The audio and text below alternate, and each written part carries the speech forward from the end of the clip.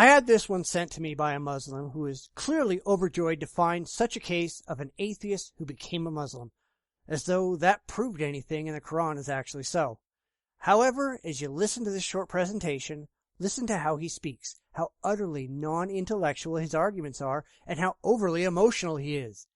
I think that really explains it all. There were about 2 minutes of Arabic chanting at the beginning that I've cut out. It is subtitled, and if anybody's interested, I've included the original link below. But as I watched it, he was clearly just reading what he was saying off a card on the table, and the first thing I thought of were Muslim captives reading a scripted confession before they were executed. So that's something to make you think there, huh? Kind of in two parts. So I guess you could say when I grew up as a teenager growing up, I was very much into science, and I thought science was the way to find the truth.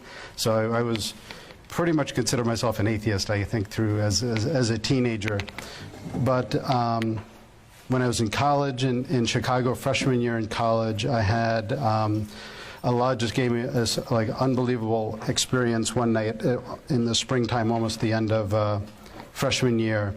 My dorm was on the lakeshore in Chicago, on Lake Michigan, and a storm had just passed over the city, like big storm clouds, and then it started raining out over the Lake Michigan, and like a few miles out, and you couldn't hear anything, but you could see like lightning. You couldn't hear the thunder, but you could see, just at sunset, right at sunset, you could see all this lightning coming down. It was like static electricity or something when you pull a sweater off yourself. But it was like, so there's this fantastic lightning show, like this incredible natural event, and all these people, hundreds of people, came out to the lakeshore, and we were all watching it, and just happened to be there. And somewhere in that time, watching this and saying hi and talking to other people around me, all of a sudden, you know, Allah gave me this very special experience of, like, I knew that there was a creator. I knew that there was God, and he was controlling this, and he was controlling the universe, and he was controlling the everything that happened. And that he was the creator, he was the almighty, he was the fashioner of things. Apparently, this guy, Rick Keller, he's kind of confused by microphones. But beyond that, just enjoying science doesn't really make you much of an atheist. Oh, sure, in a default sense that everybody who doesn't believe in gods are atheists. Yeah, he was. All babies are atheists. All rocks are atheists. All trees are atheists. However, that's the most basic version where someone simply has not had any real contact with religion and thus doesn't believe in any religious claims. That's not terribly impressive as far as atheism goes. As I mentioned in passing in another video, the conversion of Leah Libresco from atheism to Catholicism was equally unimpressive because neither she, nor Rick Keller in this case, had ever examined religious ideas critically. They'd never really been dedicated to logic and reason and objective evidence, and the idea that to believe a proposition, it has to be examined critically and prove itself rationally. That is not the impression I get here at all. He gives what I guess is supposed to be a conversion story, but it's done in no real detail at all. He just says Allah gave him some undescribed experience on the shores of Lake Michigan and says Allah changed his life. He doesn't tell us what actually happened so that we can evaluate whether or not it's a valid experience, but it does remind me an awful lot of the experience claimed by Francis Collins, head of the National Institutes of Health, who claimed that he went out into the woods, came across a waterfall frozen in 3 parts, and suddenly became a Christian because of it. Both of these experiences are wholly irrational because they point to nothing real that actually happened. They can only make emotionally claims that something must have actually happened without showing anything did. There simply is nothing that you can get out of watching a storm over a lake that can intellectually lead you to conclude that there's a God. There just isn't anything there. Everything that he saw can be explained rationally, just as everything Francis Collins supposedly saw can be explained rationally. Waterfalls do freeze in the winter. I'm sorry, that's just the way it goes. Anyone with any common sense would have to conclude that these supposed conversion stories are ridiculous. And so that was the first really powerful experience, changed my life. And I started looking into studying religions after that, and reading the Bible. I went back to like Genesis and said, oh my God, this is like, it meant something to me where it didn't mean anything before, you know. And so I learned a lot about a lot of different world religions, and including reading Quran and stuff, and over the years.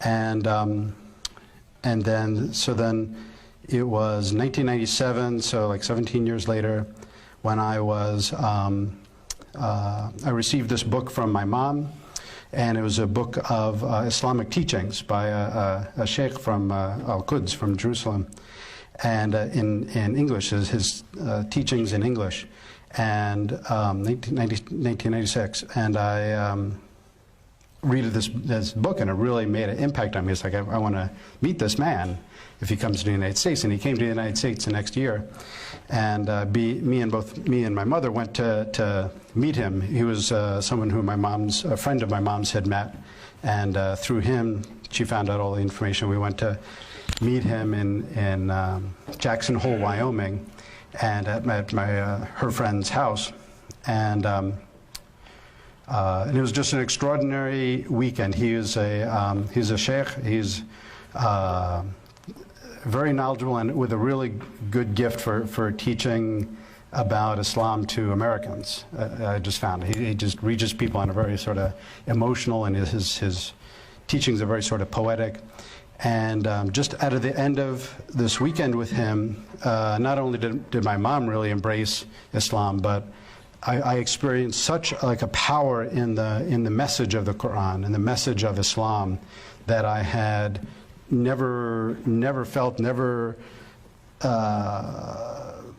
in any of the other, like I'd been studying something about Buddhism and Christianity and Judaism and many other religions, Hinduism, and but this just blew me away. This just like, I felt like such a power that I felt in the Quran.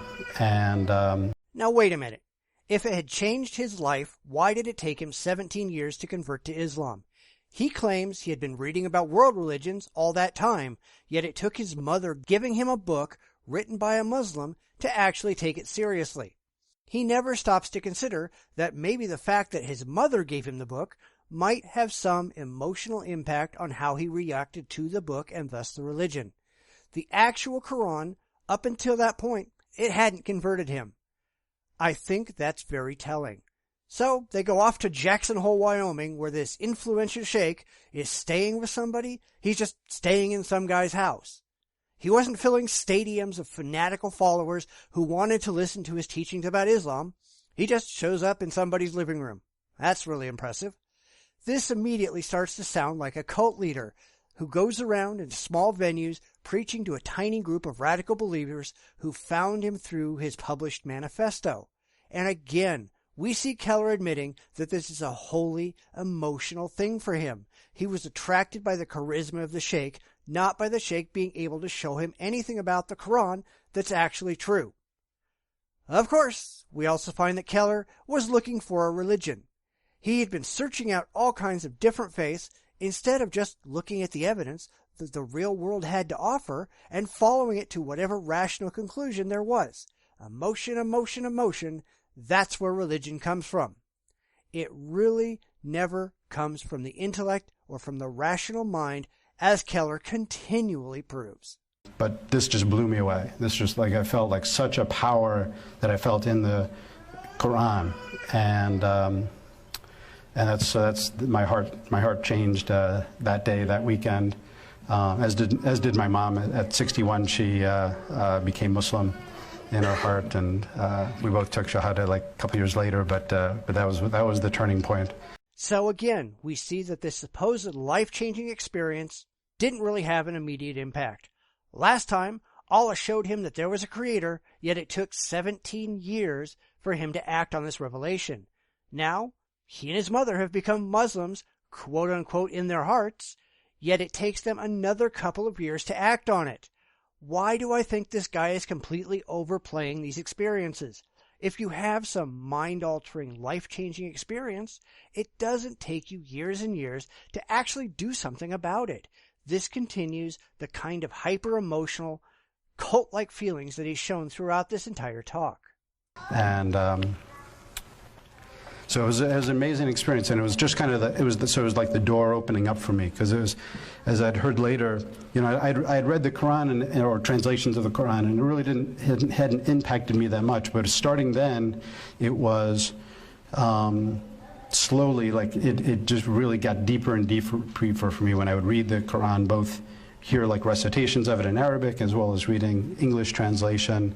There was somebody told me along the line that, you know, the Quran. The more iman you have, the more faith you have, the more you open up your heart to the Quran, the more that it gives you. Even now, he says that just reading the Quran never impacted him that much. It took some teacher to spin the stories in a particular way to make a difference. The more you immerse yourself in a teaching, no matter how ridiculous it is, the more you're going to take it seriously. This goes for every teaching. It goes for Christianity. It goes for Buddhism. It goes for Scientology. If you are uncritically looking at a book and just buying into whatever it says, especially when you have these emotional biases toward that particular book, chances are you'll just buy into it on impulse, not intelligence. And that's clearly exactly what Keller did.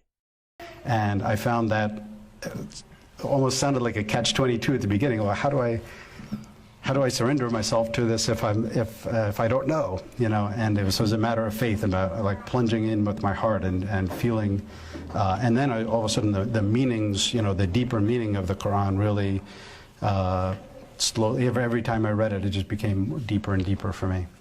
And alhamdulillah, that was 17 years ago, and alhamdulillah. And once again, there's no intelligence in his decision. He had to completely divorce himself from reality and embrace the quote-unquote truth of the Quran without ever being able to intellectually examine the content of the book. This is cultic behavior. It is not something that someone who is dedicated to intellect and critical thinking could ever engage in. It's wishful thinking for people who are emotionally damaged and vulnerable, who are seeking some fantasy, some higher meaning to a life that they've already abrogated responsibility for. It's not impressive when some Jim Jones cult wannabe does it. It's not impressive when Christians do it, and it's not impressive when Muslims do it either. Rick Keller shows in this video exactly how not to approach religion. He's somebody to be pitied, not admired. Thanks for listening. If you have any videos or news stories that you'd like me to cover, please send them my way. I'm happy to look at anything of reasonable length. Please comment, like, and subscribe, and let people know about the videos. Spreading the word is the only way that this content gets out to the world at large. I'll be back soon with another video, so until we meet again, take care.